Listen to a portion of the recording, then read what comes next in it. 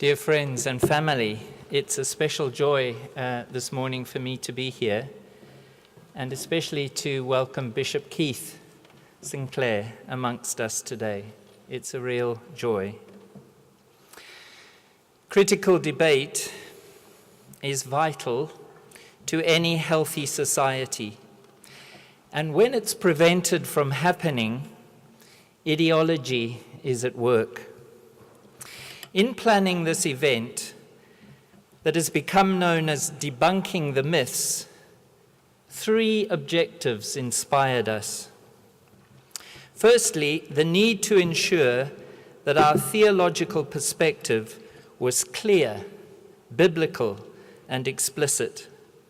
Secondly, that we should aim to have a clear grasp of the scientific facts.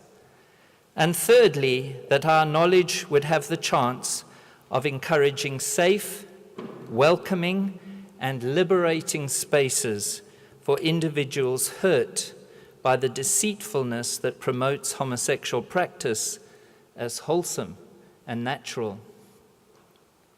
We're gratified by the results of a recent April 2004 Comres poll, which is available in your supplementary pack on the last page. This affirmed our concern to support the provision of talking therapies for unwanted same-sex attraction. The poll shows 2-to-1 opposition to a ban on therapy to change unwanted same-sex attraction in Britain. And then opposition climbs to the ban to 5-to-1 in the case of a man seeking help to hold his family together in marriage, for example. We had hoped to debate the issues around this aspect of human sexuality theologically, scientifically, and with regard to the praxis emerging from our understanding of the issues that interest us. We were delighted then when Reverend Trevor Johnston of the Church of Ireland independently thought to invite Professor Robert Gagnon, and more so when Bishop Michael Burrows agreed to debate Professor Gagnon at a Church of Ireland venue in Dublin. All of this took place on Tuesday evening last to a packed audience. It was followed yesterday, Wednesday, by a successful invitation-only meeting with more than 40 Anglican, Presbyterian, Baptist, and independent pastors and Christian workers in Belfast. We return to Belfast tomorrow for a conference. Please pray for us. Also to a prayer breakfast, and then to 2 church services in faithful Ballinahinch Baptist Church. And I'm so glad Andrea Minichiello-Williams will join us. We had hoped that similar debates around the scientific issues could have been held. And in London, some of you will be aware that we had asked the Right Honourable Geraint Davies to assist us in gaining access to the evidence allegedly held by the Royal College of Psychiatrists, the UKCP, and the British Psychological Association, to name a few mental health professional bodies which claim that change therapy is harmful.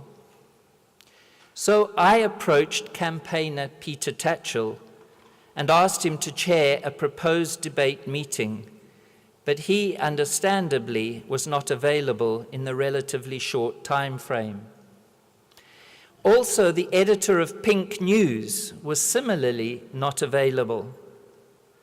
I turned then to the Right Honourable Sandra Osborne, who had a great deal to say about change therapy in Parliament recently, but she too was not available to help us in our debate. So a final attempt to secure the science debate led us to a leading advocate of pink therapy, Dominic Davies, but alas also, he was not available to debate us. I turned finally To the Right Honourable Norman Lamb, Member of Parliament, Minister of State for Care and Support, given that he had been instrumental in commissioning a consensus document on so-called conversion therapy, which expresses the views of leading UK mental health professional organisations. Knowing that it was unlikely that he would open our conference at such short notice. His letter is in your pack towards the end. He makes it clear that the government supports the Royal College of Psychiatrists in their belief, a notable change in their position, I might add, that sexuality can be fluid for some people.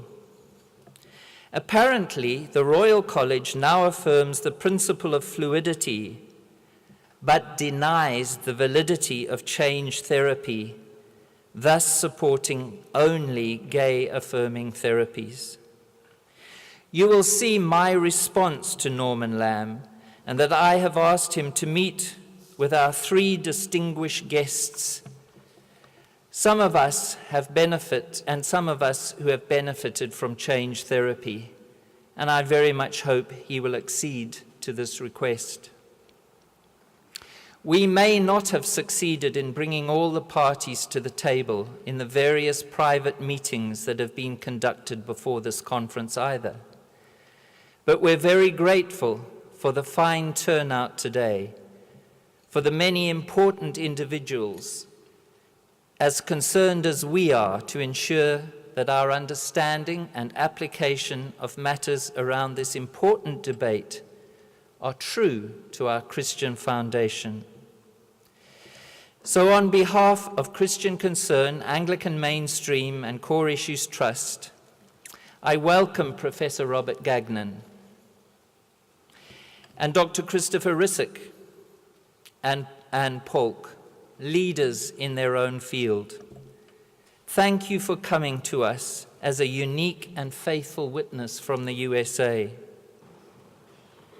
I declare our conference open and trust that God would bless you through the day.